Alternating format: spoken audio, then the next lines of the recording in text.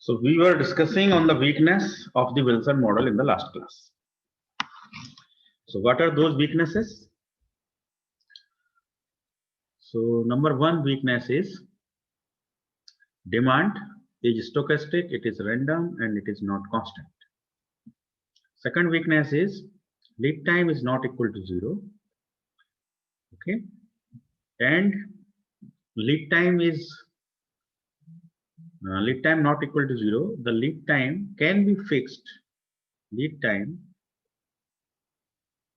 can be fixed means L equal to C, and lead time can be random means L is not equal to C. It is varying in nature. It may be C1 sometime, it is C2 sometime, it is C3 sometime. The lead time equal to C1, C2, C3, C4. At different time, the lead time is different. When you are ordering something, so it may take C1 days to fulfill the order. It may take C2 days. It may take C3 days. This type of situation is random situation. Okay. So similarly for the demand, sometimes it is D1, sometimes it is D2, sometimes it is D3. So it is also a random variable. So demand is a random variable and lead time is also a random variable. Okay. So demand and lead time are the random variable. So random variables are analyzed with the help of random numbers. So, how many methods you have studied to generate the random numbers? बताइए methods के नाम बताइए. कौन कौन सी method है आपके पास random number generation की? पढ़ी है आपने? जैसे मिड स्क्वायर, बताइए ना प्रत्युष. मिक्स्ड स्क्वायर मेथड और sir congruence method, mixed congruence, additive congruence और मल्टीप्लिकेटिव कॉन्ग्रुएंस वाला था. वेरी गुड, है ना. तो congruence is divided into 3 parts, है ना. It is may be mixed, it may be additive और it may be multiplicative. Very good. और इसके अलावा arithmetic congruence is also there. ठीक है, ये मेथड भी है. और how will you generate the random numbers in MATLAB? वहां कैसे जनरेट करते हो बताओ. How you generate the random number in your calculator? So in calculators there is a button R and D in your calculator, है ना. अभी भी आप अपने कंप्यूटर में देखेंगे. So by pressing this button you can generate a random number. Every time the random number will be different. It will not repeat. And using MATLAB also we can generate the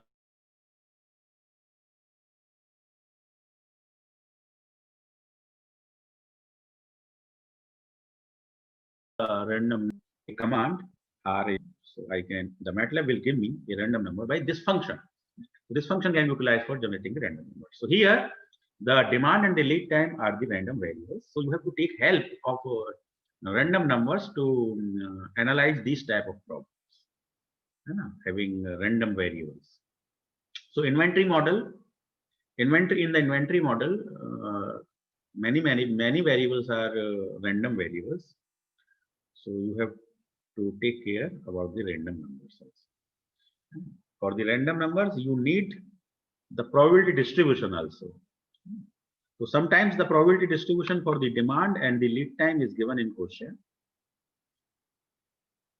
Okay, so sometimes the demand distribution and lead time distribution is given in question, and a probability distribution is given. So this probability distribution, how you can find? You can find the probability distribution of a particular random variable by using the historical data. Suppose you are doing a case study in the industry, then you must have the historical data, and with the help of this historical data, suppose you are having the historical data for demand, then you can make the probability distribution for this particular variable demand by using the historical data. And similarly for the lead time also, you can do the same analysis using the historical data. Okay, so after studying the weaknesses of the Wilson model, today I am discussing one more model, that is EOQ model. What is the name of the model? Name of the model is EOQ with constant lead time. EOQ model with constant lead time. This is one more model, constant lead time. तो इधर हम इसका graphical representation करें, then we can show in this way. On the x-axis, I am taking again. Sir ये show नहीं हो रहा है sir. This screen is not visible to you. No sir. Joshi को नहीं बताया आपने? नहीं सर, मेरे को लगा कि सर आप रिवीजन करवा रहे हैं सर ऐसे. अच्छा अच्छा अच्छा, ओके, तो मैं दोबारा शेयर करता हूँ. कभी-कभी जूम में प्रॉब्लम आ जाती है ना, तो मैं दोबारा शेयर करता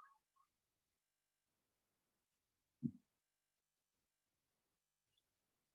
क्या आप देख पा रहे हैं? यस सर, अब शो हो रही है सर. अब शो हो रही है ना. तो अभी हम मॉडल स्टडी कर रहे हैं विल्सन मॉडल के बाद, है ना. ये मॉडल नंबर 2 कहिए आप इसे. सो EOQ model, economic order quantity model with constant lead time. In the Wilson model the constant lead time is 0. वहां पे लीड टाइम क्या था? 0. अब ये 0 नहीं है, इट इज कांस्टेंट, है ना. It is not 0 but it is constant. तो अब इसकी शेप कैसी हो जाएगी? देखो, it will start from Q, है ना. It will go to 0. So in the Wilson model, this was the reorder point, but now our reorder point will be here. So this is our reorder point 1. We will order here. So after, let our lead time is D days. Our lead time is D days. So after D days, the items will be received and our stock will be fulfilled, and it will be again Q. It will be again. And similarly, it will again go for this. Our reorder point will be here. So this is R2, and it will go again Q, and so on. This is R. So this is the reorder point. So the problem of constant lead time can be resolved by this model. Wilson model में जो constant lead time की problem थी, वो हमने यहाँ पे resolve कर ली इस मॉडल में, R1, R2, R3. ठीक है. One more model, third model, EOQ with shortage. EOQ with shortage. इस मॉडल में क्या है? Again let do the graphical representation. You are starting from Q. Your item is going to 0. So it is here. So when you order in Wilson model, your order point is this. You will order here, but lead time is not constant. That's why your stock will be negative. Because demand is continuously playing its role. Someone demanded for 5 units, then your stock is -5. मतलब आपको 5 items दे देने चाहिए थे, but the item is not available. That's why you are not able to deliver. ठीक है. तो आप क्या कह सकते हैं? In that case, customer can wait for the order, those products, or he can change the shop, है ना. Change the company, change the shop, है ना. उसको नहीं वेट हो रहा है, वो दूसरी दुकान से ले लेगा, और या वो वेट कर सकता है. तो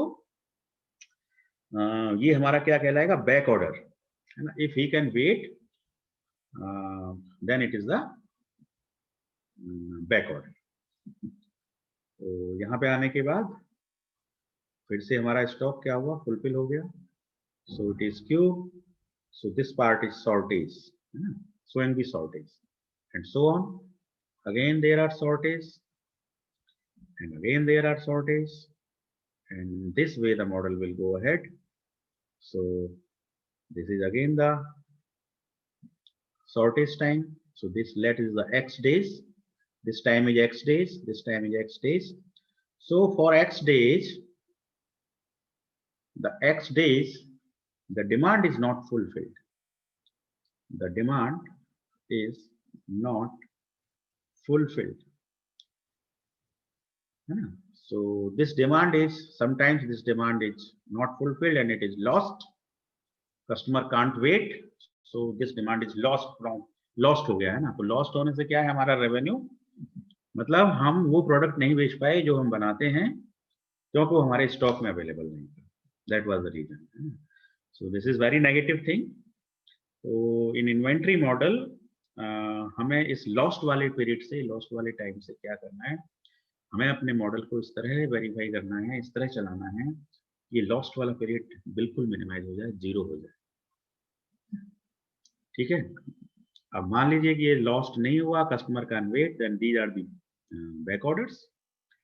तो if you are able to fulfill those back orders, है ना, if you are able to fulfill those back orders, मान लीजिए कस्टमर कैन वेट, तो उस केस में आपका रेवेन्यू तो मिल जाएगा आपको, है ना। लेकिन अगेन बैक ऑर्डर होने से आपको लॉसेस होते हैं। तो बैक ऑर्डर होने से क्या लॉसेस होते हैं बताओ जरा, आप लोग बताइए कि बैक ऑर्डर यदि हो गया, हम something is not fulfilled because the stock is not available, that product is not available in stock, तो इस बात से हमें क्या फर्क पड़ता है, क्या लॉसेस होंगे हमें, हमारी इंडस्ट्री को या हमें। तो जब हमारा बैक ऑर्डर आएगा, है ना, हम प्रोडक्ट डिलीवरी नहीं कर पाएंगे, तो एक तो हमारी कस्टमर के साथ में जो गुडविल है, जो क्रेडिट है ना, कंपनी का क्रेडिट है, वो क्रेडिट गोज डाउन। ठीक है, goodwill goes down, number 1। Number 2, और क्या लॉस होता है? पेनल्टी लगेगी सर।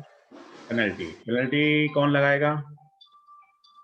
सर जो ऑर्डर दे रहा है, तो जिसने मतलब ऑर्डर नहीं, मतलब मेंटेन नहीं करा ना हमने मेंटेन नहीं ऑर्डर्स करा। को। हाँ, वो तो नहीं, मेंटेन तो किया ना आपने। आप बता तो रहे हैं कि हमारे पास इतने बैक ऑर्डर अवेलेबल है, तो आपने मेंटेन किया कि हमारे पास 10 बैक ऑर्डर अवेलेबल है। टाइम तो हमने ज्यादा ले लिया ना सर। हाँ, टाइम ज्यादा ले लिया, और आपने वो प्रोडक्ट थोड़ा, मतलब आपके प्रोडक्ट तो सोल्ड हो गए, तो आपको रेवेन्यू तो आ गया ना, उसका पैसा तो आ गया, तो that is not a revenue loss, है ना। यदि वो सेल लॉस हो जाए, मतलब वो कस्टमर वेट ना करता और वो कहीं और से प्रोडक्ट ले लेता, तब तो रेवेन्यू लॉस है ना। लेकिन कस्टमर ने वेट कर लिया, तो और आपने 4 या 5 दिन या 10 दिन में वो प्रोडक्ट उसको डिलीवरी कर दिया, तो फिर रेवेन्यू तो आपका आ गया। ठीक है, तो मैं ये पूछ रहा हूँ कि ऐसा करने पर भी क्या कुछ लॉसेस हुए कंपनी को? रेवेन्यू का लॉस तो नहीं हुआ, लेकिन क्या कुछ और लॉसेस हुए? सर कंपनी की रेपुटेशन, गुडविल, हाँ, वो तो है, गुडविल और रेपुटेशन, क्रेडिट, है ना, वो तो लॉस है, वो तो है, बिल्कुल है। देखो, कस्टमर का सेटिस्फेक्शन कब ज्यादा होगा? कस्टमर का सेटिस्फेक्शन लेवल हाई जब होता है, जब उसको 10 प्रोडक्ट चाहिए तो 10 मिल जाए, 20 चाहिए तो 20 मिल जाए, है ना, 1000 चाहिए तो 1000 मिल जाए। मतलब जितनी उसकी डिमांड है, वो हर टाइम उसको डिमांड फुलफिल हो जाए with right quality of product, है ना। प्रोडक्ट की क्वालिटी एक अलग पॉइंट है ही है। यदि मान लो कस्टमर को आपने 1000 आइटम दे दिए, लेकिन उसमें से 900 खराब निकले, तो फिर वो सेटिस्फाई नहीं होगा, then satisfaction level will goes down. तो सेटिस्फेक्शन लेवल हाई जब होता है when customer gets his product in right time, in right quantity, at right place, with right quality, ठीक है, एंड विथ राइट प्राइस। सब चीजें राइट होनी चाहिए जब कस्टमर का सेटिस्फेक्शन हाई। ठीक है, तो बैक ऑर्डर होने से कस्टमर का सेटिस्फेक्शन लॉस तो है, भले ही उसे 10 दिन बाद प्रोडक्ट मिल गया, लेकिन सेटिस्फेक्शन लेवल डाउन हो जाएगा, satisfaction level will goes down. तो बैक ऑर्डर के डिसएडवांटेज में आप बोल सकते हैं कि customer satisfaction will goes down, customer satisfaction will go down. और क्या लॉस हो सकता है बताइए? अवधेश सर, जरा वैसे बात कर लीजिए, क्लास चल रही। तो customer satisfaction will go down, और क्या लॉस हो सकता है बताइए जरा। सर जो फ्यूचर में उसके ऑर्डर्स कम हो जाएंगे। हाँ, वही लेवल डाउन हो जाएगा तो ऑर्डर कम होंगे। तो फ्यूचर में हमको उससे ऑर्डर मिलने के चांसेस जो हैं वो रिड्यूस होंगे, बिल्कुल सही है। और हाँ, और बताइए। तो जरा सा हम बैक ऑर्डर की वो बात कर लेते हैं कि बैक ऑर्डर से क्या क्या अपने को लॉसेस हो सकते हैं। नंबर एक तो सेटिस्फेक्शन लेवल मैंने बताई दिया है ना, कस्टमर सेटिस्फेक्शन लेवल, इस पर फर्क पड़ेगा। नंबर दो क्रेडिट, वो जो फ्यूचर ऑर्डर्स कम हो जाएंगे ना, वो सब बातें क्रेडिट के अंदर आ जाती हैं। ठीक है, क्रेडिट खराब हुई मतलब उससे तो ये तो सबसे बड़ी पेनाल्टी है, क्रेडिट लॉस होना। It is a big penalty, मतलब फ्यूचर तक इसका पीछा नहीं छोड़ती है ना। नंबर थर्ड, आप some resources are waste in maintaining the back orders. आपको बैक ऑर्डर मेंटेन करने पड़ेंगे, है ना, maintenance of the back orders. मतलब ये खाम खा का काम बढ़ा रहे हैं आप अपने लिए। यदि आपके स्टॉक में सही प्रोडक्ट होते, आप दे के खत्म करते, कस्टमर भी खुश रहता, आप भी खुश रहते। अब आपको अलग से रजिस्टर मेंटेन करना पड़ रहा है, कितने बैक ऑर्डर है। कंपनी मान लो 1000 प्रोडक्ट में डील करती है, हजारों प्रोडक्टों के अलग अलग बैक ऑर्डर, कितने सारे काम बढ़ जाएगा मेंटेनेंस का बैक ऑर्डर। ठीक है, so some resources are wasted in maintaining the back orders. और जब वो मेंटेनेंस है तो वो कुछ कॉस्ट भी खाएगा, है ना, आपका टाइम और कॉस्ट वेस्ट होता है इसमें। और बताइए नंबर 4, और क्या डिसएडवांटेज होता है। यदि आपके पास राइट क्वांटिटी में प्रोडक्ट नहीं है तो कस्टमर आपको फिर अपने तरीके से डील करता है ना। फिर वो क्या कहेगा, ठीक है मैं वेट कर रहा हूं 5 डेज के लिए, 5 डेज बाद मेरे गोडाउन पे भिजवा देना प्रोडक्ट। अभी तो वो आपकी शॉप से डिलीवरी ले रहा है खुद। यदि आज प्रोडक्ट अवेलेबल है, he will take the product from your shop, और अब वो क्या कह रहा है कि मेरे वेन्यू पे पहुंचवा देना। तो उस वेन्यू पे पहुंचाने में आपको कुछ न कुछ ट्रांसपोर्टेशन फ्रेट चार्ज लगेगा, so that is again your loss, that is again your loss. ठीक है, तो कस्टमर्स के साथ डीलिंग का जो वे है वो आपका बदल जाता है। ठीक है, तो ट्रांसपोर्टेशन कॉस्ट आपको एक्स्ट्रा देनी पड़ जाएगी, बैक ऑर्डर को मेंटेनेंस करना पड़ जाएगा, है। इसके अलावा और क्या कह सकता है कस्टमर, कुछ कस्टमर तो ऐसे मिलेंगे वो बोलेंगे ठीक है मैं 5 दिन वेट कर रहा हूं, ठीक है, लेकिन मुझे अब प्रोडक्ट 100 की जगह 95 में दीजिए आप। He want some discount because he is waiting.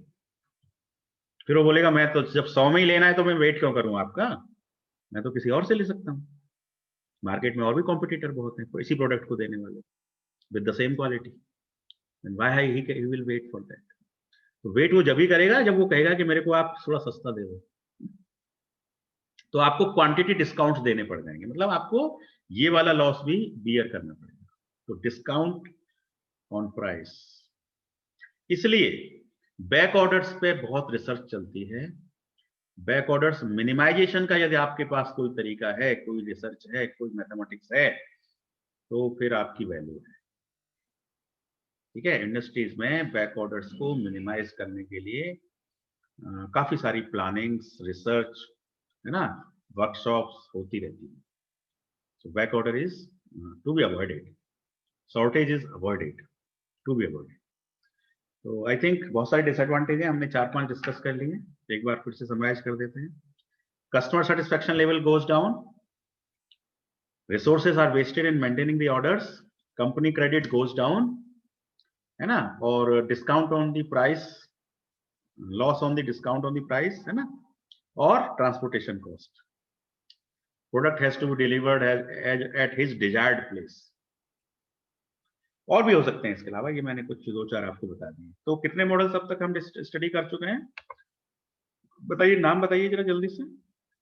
सबसे पहले विल्सन मॉडल, उसके बाद हमने किया EOQ model with constant lead time, और तीसरा model EOQ with shortage, EOQ with shortage. ठीक है, दूसरा EOQ with constant lead time. अब एक हम न्यूमेरिकल लेते हैं जरा, ठीक है, न्यूमेरिकल। तो इस न्यूमेरिकल का जरा डाटा नोट करिएगा, और ये न्यूमेरिकल एज असाइनमेंट है आपको, इसमें से थोड़ा सा काम आज अभी कर लेंगे हम, बाकी आपको करके भेजना होगा। तो एक जनरल एग्जांपल ले रहा हूं कि there is a industry, dealing in some product, ठीक है, there is industry dealing in some product, और उस प्रोडक्ट का जो डिमांड है वो जो है रैंडम है, मतलब कांस्टेंट नहीं है, और उसका ऑर्डर होने के बाद जो लीड टाइम लगता है उसको फुलफिल होने में, that time is not again random, that is also not constant, ठीक है। आप रीऑर्डर कर सकते हैं, ठीक है, तो रीऑर्डर का जो क्वांटिटी है, रीऑर्डर क्वांटिटी, वो कंपनी का फिक्स है कि आप एक बार में 15 क्वांटिटी ऑर्डर कर सकते हैं। ये डाटा नोट करिएगा आप, है ना, it is a text case data, मतलब some conditions are given and on the basis of these conditions you have to give the solution for this problem, ठीक है। तो पहले हम प्रॉब्लम को स्टडी कर रहे हैं कि उसका डिमांड रैंडम है, लीड टाइम रैंडम है, रीऑर्डर क्वांटिटी 15 आइटम्स की आप कर सकते हैं, आप पहला ऑर्डर कर सकते हैं, आप पहले ऑर्डर को हो सकता है कि आपको आने में 7 दिन का समय लग जाए, है ना, क्योंकि रैंडम है, कभी 7 दिन लग सकता है, कभी 6 दिन लग सकता है, तो आप पहले ऑर्डर के फुलफिल होने से पहले भी दूसरा ऑर्डर भी कर सकते हैं, कंडीशन है, आप पहला ऑर्डर कर सकते हैं। जनरली हम क्या करते हैं कि हमने पहला ऑर्डर किया, वो पहला ऑर्डर रिसीव हुआ, तब हम दूसरा ऑर्डर करते हैं, जनरल पैटर्न ये रहता है। लेकिन ये इंडस्ट्री बोल रही है कि आपको सिस्टम को इफेक्टिव बनाना है, और इफेक्टिव बनाने के लिए आप 2 ऑर्डर भी कर सकते हैं, आप पहला ऑर्डर कर सकते हैं और पहला ऑर्डर रिसीव नहीं भी हुआ तब भी दूसरा ऑर्डर कर सकते हैं, ठीक है, आपको इफेक्टिव बनाना है सिस्टम। तो यू कैन मेक 2 ऑर्डर्स, है ना, लेकिन 3 ऑर्डर नहीं कर सकते आप, you can take maximum of 2 orders, ठीक है, you can make maximum of 2 orders, R1 and R2, और कितनी क्वांटिटी के कर सकते हो, 15 क्वांटिटी के कर सकते हो, दीज आर द कंडीशंस, ठीक है। कंपनी आपको अपना हिस्टोरिकल डाटा भी शेयर कर रही है, और उस हिस्टोरिकल डाटा के बेस पर वो डिमांड का प्रोबेबिलिटी डिस्ट्रीब्यूशन आपको शेयर कर रही है। तो डिमांड का जो प्रोबेबिलिटी डिस्ट्रीब्यूशन है वो कुछ इस तरह से है, डिमांड का प्रोबेबिलिटी डिस्ट्रीब्यूशन देखिएगा, डिमांड वेरिएबल मान लीजिए कि डी है, तो डिमांड की value 3 item, 4 item, 5 item, 6 item, मतलब डिमांड या तो 3 आइटम की होती है, हिस्टोरिकल डाटा से पता लगा है कि डिमांड जो है वो 3 से 6 के बीच में वेरिएट करती है तो रैंडम, लेकिन 3 से 6 के बीच में, 3 से कम नहीं होती, 6 से ज्यादा नहीं होती, ठीक है। तो 3, 4, 5, 6 these are the 4 values for the random variable demand, ठीक है। 3.5 तो हो नहीं सकती, प्रोडक्ट का तो पॉइंट में नहीं होगा। तो कैसा ये डिमांड कैसा वेरिएबल है, डिस्क्रीट या कंटिन्यूअस? अंकुर चौहान, अंकुर चौहान क्लास में नहीं है, सागर शर्मा माइक खराब है, चलिए आकाश बताइए, आकाश खटवानी,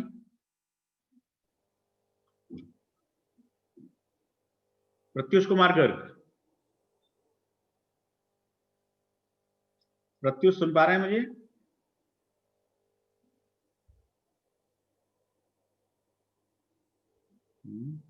आकाश,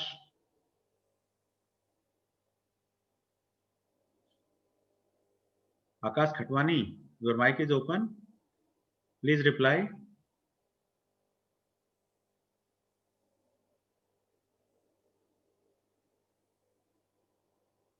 चलिए, so because it can't take all the values, that's why it is a discrete variable. So for this demand, the probability distribution is given over here. So probability is 0.15, 15% is the chances that the demand is 3, 30% chances that the demand is 4, and 35% for the 5, and 20% for the remaining 6. So what is the total over here? इसका total देखिए, क्या 1 आ रहा है? Yes sir, hello. Yes, the total is 1, ठीक है, total is 1. So this is the probability distribution for the demand, है ना, for 3 item 15%, 4 item 30%, 5 items, 6 items. This is the probability distribution for demand. Okay, similarly for lead time, the lead time, the probability distribution is also given. So for lead time, the lead time, let L is the demand lead time variable, and it is again a discrete. So from the historical data हमको ये पता लगा कि lead time जो है वो very कर रहा है बिटवीन 2 to 4 days, या तो 2 दिन होगा या 3 days होगा या 4 days होगा, ठीक है. And the probability for 2 days is 20%, probability for 3 days is 60%, and probability for 4 days is 20%. So क्या इसका टोटल बना रहा है? Yes sir. So this is the data given to you. ये क्वेश्चन है आपके लिए, केस स्टडी है. अब इसको बेस पे आपको सिस्टम को इफेक्टिव बनाना है और आपको कुछ आंसर्स देने हैं क्वेश्चन से. तो पहले आपका ये गिवन डाटा है कि कंपनी का डिमांड रैंडम है, उसका प्रोबेबिलिटी डिस्ट्रीब्यूशन गिवन है. लीड टाइम रैंडम है, उसका प्रोबेबिलिटी डिस्ट्रीब्यूशन गिवन है, ठीक है. रीऑर्डर क्वांटिटी उसने फिक्स कर रखी है कि आप 15, मतलब जो ईओक्यू है वो आपकी 15 है, ठीक है. मतलब 15 आपको फिक्स कर रखा है और आप ऑर्डर कर सकते हैं. पहला ऑर्डर कर सकते हैं 15 का, है ना. आप पहला ऑर्डर करके वेट कर सकते हैं कुछ दिनों के लिए, पहला ऑर्डर रिसीव हो जाए उसके बाद आप दूसरा ऑर्डर कर सकते हैं. You are free for that. और आप ऐसा भी कर सकते हैं कि यदि पहला ऑर्डर रिसीव नहीं हुआ है और आपको सिस्टम इफेक्टिव बनाना है तो आप दूसरा ऑर्डर भी कर सकते हैं, है ना. यदि दोनों ऑर्डर पेंडिंग हैं तो फिर आप तीसरा ऑर्डर नहीं कर सकते हैं, और यदि आपके दोनों ऑर्डर रिसीव हो चुके हैं तब आप तीसरा ऑर्डर कर सकते हैं, चौथा ऑर्डर कर सकते हैं, ठीक है. You can take minimum two reorder can be placed of 15 each. Order की क्वांटिटी 15 ही रहेगी, पहले की भी दूसरे की, ठीक है. So this is the question. अब इस क्वेश्चन के बेस पे आपको बताना है कि एक तो कई सारी बातों के बारे में आपको बताना है. तो मैं थोड़ा सा क्वेश्चन की लाइंस आपको पढ़ दे रहा हूँ, तो देखिएगा ध्यान से, ठीक है. जो भी शॉर्टेज होगी यदि सिस्टम में, है ना, that will be lost. Shortages are lost forever. मतलब यदि आप कोई डिमांड आ गई 5 की और आपके पास 5 आइटम्स अवेलेबल नहीं है, आपका स्टॉक 0 है, तो वो डिमांड आपकी क्या होगी? लॉस्ट हो जाएगी. मतलब वो बैक ऑर्डर में कन्वर्ट नहीं होगी. ये कंडीशन है कंपनी के साथ, मतलब कस्टमर विल नॉट वेट, ठीक है. नोट करते रहिएगा इन पॉइंट्स को. Shortage are lost forever, ठीक है. ऑर्डर को ऑर्डर करने में देयर इज नो कॉस्ट, है ना. Reorder cost is insignificant as compare to the carrying cost. मतलब कैरिंग कॉस्ट बहुत ज्यादा है और रीऑर्डर कॉस्ट काफी कम है, तो हम उसको उसके आगे इनसिग्निफिकेंट मान रहे हैं. तो एक तरह से ऑर्डर करने में जो कैपिटल आर हमारा वेरिएबल था विल्सन मॉडल में, तो वो कैपिटल आर की जो वैल्यू है वो ना के बराबर है, इनसिग्निफिकेंट है, करेक्ट. इसके बाद हम आते हैं, the objective is to determine the service level and the average stock held for the given reorder points and the reorder quantity, ठीक है. स्टॉक कितना रखा जाए, ठीक है. स्टॉक कितना रखा जाए ये आपको बताना है, और कितना आप कस्टमर सर्विस लेवल अचीव कर रहे हैं, है ना. यदि आप 90% अचीव कर रहे हैं या 80% कर रहे हैं या 75% कर रहे हैं, तो वो आपको बता के देना कि कितना सर्विस लेवल अचीव हो रहा है आपके सॉल्यूशन से, ठीक है. क्वेश्चन ध्यान से समझिएगा तभी कर पाएंगे आप. अभी क्वेश्चन की कंडीशंस डिस्कस हो रही हैं आपसे केवल, ठीक है.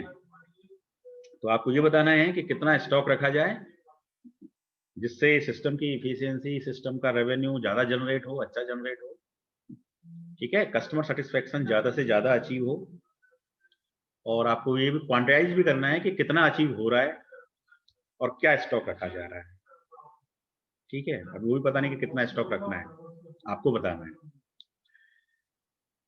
टेकिंग एन इनिशियल स्टॉक, है, कुछ तो शुरुआत करेंगे आप शुरू से. तो इनिशियल स्टॉक आपको लेना है 10 यूनिट्स का. तो इनिशियली आपके स्टॉक में 10 यूनिट हैं, ठीक है. तो आपको ये प्रॉब्लम को सॉल्व करना है तो सॉल्व करने के लिए आप कौन सा मॉडल लगाएंगे? बताओ, विल्सन मॉडल लगाओगे, कौन सा लगाओगे, कोई और लगाओगे? प्रत्युष,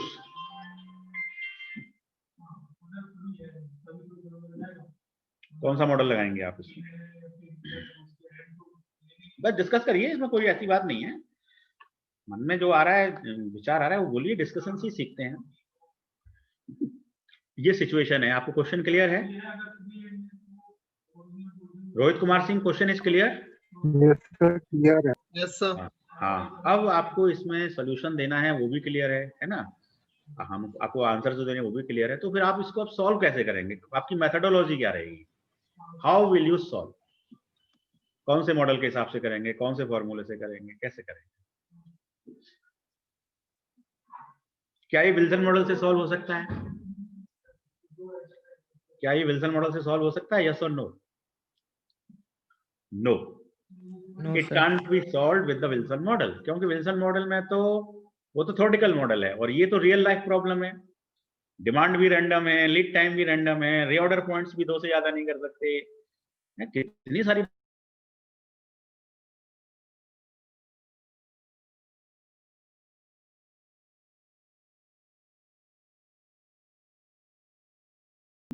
तो ये आपको प्रॉब्लम क्लियर हो गई है। अब इस प्रॉब्लम को विल्सन मॉडल से हम सॉल्व कर नहीं सकते, किसी एनालिटिकल मेथड से सॉल्व कर नहीं सकते, कोई मैथमेटिकल फॉर्मूला हम लगा नहीं सकते, तो फिर हम क्या करें? क्या रास्ता बचा?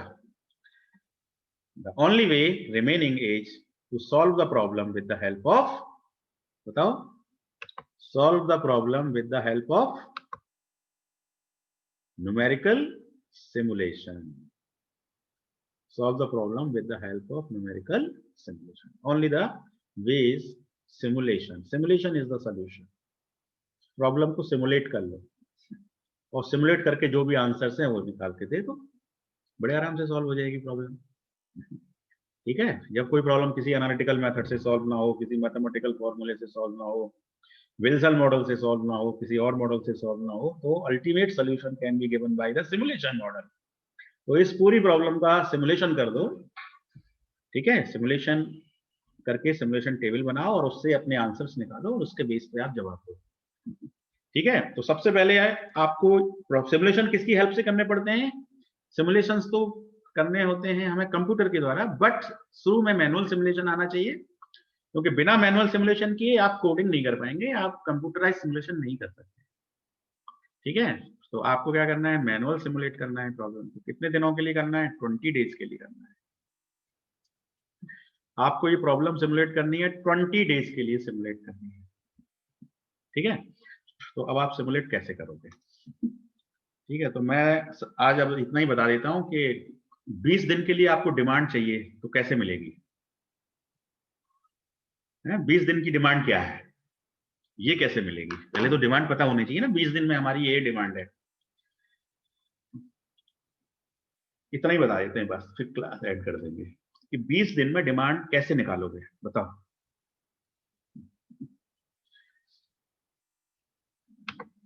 चलिए थोड़ा जल्दी करेंगे, फास्ट रेस्ट करता हूं मैं इसे। मुझे ये बताना है 20 डेज की डिमांड बतानी है, तो मैं डे नंबर यहाँ पे डे लिख लेता हूँ। पहला दिन, दूसरा दिन, तीसरा दिन, है ना, चौथा, पांचवा, छठा, ऐसे मान लीजिए 20 तक जा रहा है। अब मुझे यहाँ पे क्या चाहिए? डिमांड। तो पहले दिन की डिमांड क्या होगी प्रत्युष, बताओ। दी हुई कंडीशन से आप कैसे निकालोगे डिमांड? पहले दिन की डिमांड कैसे निकालोगे? ये डिमांड आपकी निकलेंगी प्रोबेबिलिटी डिस्ट्रीब्यूशन से। अब आपको प्रोबेबिलिटी डिस्ट्रीब्यूशन डिमांड का क्या दे रखा है? या तो 3 या 4 या 5 या 6, और इनकी प्रोबेबिलिटी कितनी दे रखी है? 3 की प्रोबेबिलिटी दे रखी है 15%, ठीक है, फिर आपको दे रखी है 30%, फिर दे रखी है 35%, और फिर दे रखी है 20%, ये दे रखी है। ठीक है, ये प्रोबेबिलिटी है। अब बताओ पहले दिन की डिमांड कितनी है प्रत्युष, जवाब दीजिए। दूसरे दिन की कितनी है? रोहित बताएंगे। तीसरे दिन की मोहिनी देवी बताएंगी। बताओ पहले दिन की कितनी?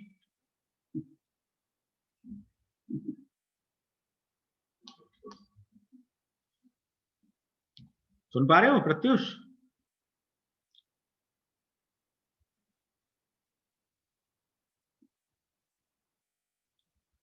Yes. Am I audible? Yes sir sir मैं रोहित हूँ। हाँ रोहित बताइए, पहले दिन की डिमांड कैसे कैलकुलेट करेंगे? कोई आइडिया? सर मील ले सकते हैं? मीन नहीं लेना है। देखो प्रोबेबिलिटी डिस्ट्रीब्यूशन का यूज करना है, तो प्रोबेबिलिटी डिस्ट्रीब्यूशन का यूज करने के लिए हम यहाँ पे एक कॉलम बढ़ाते हैं, assignment of the random number, assignment of the random number. ठीक है, एक कॉलम बढ़ा लेते हैं और इस कॉलम में हम क्या करेंगे, 15 जी मतलब हम ये कितनी है जी 15% है, तो हम क्या करेंगे, यदि कोई रैंडम नंबर, हम एक रैंडम नंबर जनरेट करेंगे 0 से 1 के बीच में। अब 0 से 1 के बीच में जनरेट करेंगे तो उसकी वैल्यू कुछ भी हो सकती है ना, 0.14 भी हो सकती है, ठीक है, 0.13 भी हो सकती है ना, 0.16 भी हो सकती, कुछ भी हो सकती है, 0.99 भी हो सकती है। तो यहाँ पे हम क्या यूज करेंगे कि 15% चांस है कि डिमांड जो है वो 3 होगी। तो हम क्या करेंगे, शुरू की 15 नंबरों को, है ना, शुरू की हम 2 डिजिट रैंडम नंबर जनरेट करेंगे। तो रैंडम नंबर 2 डिजिट की कितनी होती है, 00 से लेके 99 तक होती है, ठीक है। तो 00 से 14 ये हम असाइन कर देंगे 15% के लिए, 00 से 14 15 नंबर हो गई। फिर जो है हम असाइन कर देंगे 15 से लेके, ठीक है, 44 तक। ये कितनी नंबर हो गई, जरा काउंट करो, 15 से 44 कितनी हो गई, जरा काउंट करना, कितनी रैंडम नंबर हो गई? सर 30। 30। तो 30% प्रोबेबिलिटी है, इसलिए हमने 30 नंबर असाइन कर दी सेकंड पॉइंट के लिए। अब हमें 35% असाइन करनी है, तो अगली 35 इसमें असाइन कर दो। 45 से लेके कहां तक जाएगी, 44 में जोड़ दो 35, 49। कितना 9? 49। 49 नहीं, 44 में 35 जोड़िए, 44 में 35, अच्छा 5 4 9 4 3 7 79, हाँ हाँ सर 79। 79। और उसके बाद 80 से लेके 99, 99। ये हमारी असाइनमेंट हो गई रैंडम नंबर्स की on the basis of probability, on the basis of probability, ठीक है। अब मान लो मैंने रैंडम नंबर निकाली, है ना, मैटलैब में फंक्शन लगाया मैंने रैंडम, और मुझे मान लो रैंडम नंबर मिली 43। तो 43 का मतलब कौन से वाले कॉलम में आएगी बीच में, वो 43 तो इसमें बीच में आएगा ना, 4 इसमें बीच में आने का, सेकंड कॉलम। हाँ 43 आया मान लो, तो 43 के अगेंस्ट में डिमांड कितनी है, 4। तो मैं पहले दिन की डिमांड 4 है, पहले दिन की डिमांड क्या है, 4 है। फिर मैंने दोबारा रैंडम नंबर लिया और वो रैंडम नंबर आ गई 02। तो 02 का क्या मतलब है बताओ, 02 इसमें बीच में आएगा, तो उस दिन डिमांड 3 होगी। यस उस दिन की डिमांड 3 होगी। फिर मैंने कहा कि आज रैंडम नंबर 98 है, तो आज की डिमांड क्या है, 6। Very good. फिर मैंने कहा आज रैंडम नंबर 79 आई है, आज की डिमांड क्या है, 5 एंड सो ऑन। आप कंप्लीट कर सकते हैं इस टेबल को आप इस तरह से। तो सर रैंडम नंबर कैसे लेना है सर? टेबल दे रखी है ना आपको पीछे, yes sir yes sir. Yes Hira की बुक उठाइए, उसके पीछे रैंडम नंबर की टेबल है, ओके सर। टेबल से यूज कर सकते हैं, नहीं तो आप उससे जनरेट कर लो, मिड स्क्वायर से कर लो, कैसे भी कर लो, आपका तरीका है। आप कैलकुलेटर से कर लो, आपके पास कैलकुलेटर है ना, हाँ आरएनडी, यस सर। आरएनडी को दबाओ, चलो अभी दबाओ मेरे सामने, कितना आ रहा है उसमें, कैलकुलेटर है तुम्हारे पास अभी? यस सर अभी है। दबाओ आरएनडी, दबाओ उसका फंक्शन, सर दबा दिया। कितना आ रहा है? अभी तो कुछ नहीं आ रहा। नहीं कुछ लिखा हुआ आ रहा होगा ना, आरएनडी दबाने से इक्वल टू करो, आरएनडी दबा के,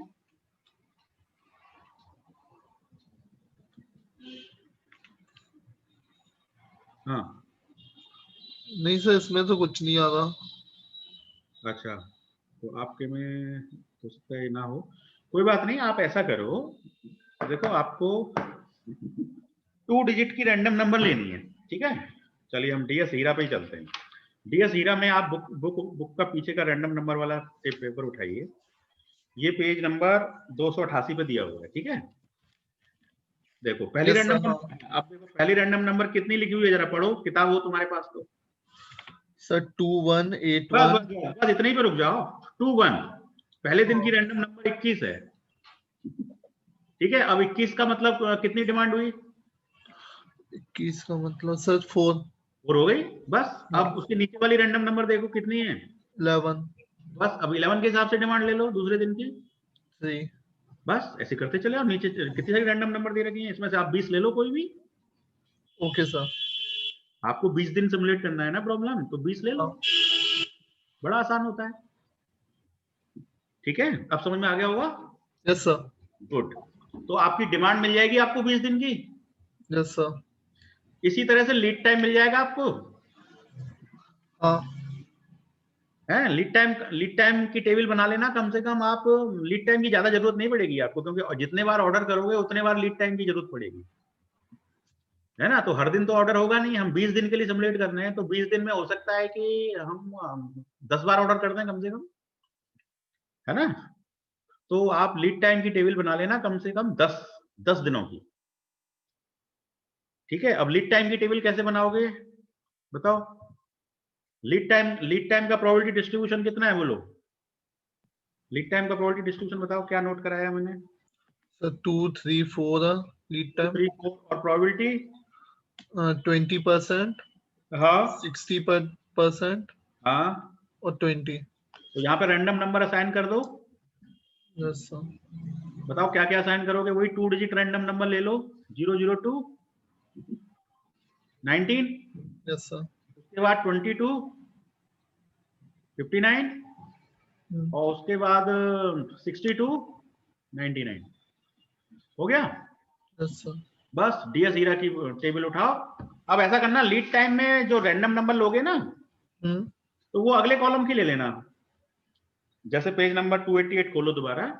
हाँ sir 20 72। Yes yes yes, Yes, ये लीड टाइम के लिए ले लेना और वो उसके लिए ले लेना। ये अपने हिसाब से तय कर सकते हो, ठीक है कोई सर। भी, हाँ कोई भी कॉलम किसी के लिए ले लो, क्योंकि सारा तो रैंडम है, कहीं से भी उठा लो डाटा, है ना। अब ये आपके ऊपर है, आप कैसे करते हैं। एक ही उसके लिए दूसरा ले लो, ठीक है। तो Yes, मेरे sir. ख्याल से आप लीड टाइम की भी टेबल बना लेंगे। Yes, sir. चलो, तो आप अभी तक इतना करके भेज दो, फिर नेक्स्ट क्लास में हम इसे 20 डेज के लिए सिमुलेट करेंगे प्रॉब्लम, ठीक है।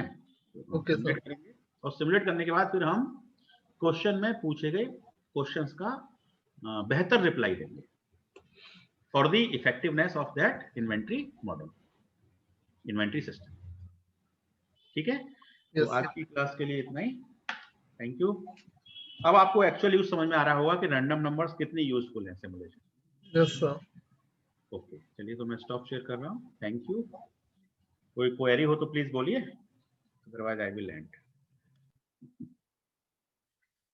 चलिए, थैंक्स फॉर लिसनिंग।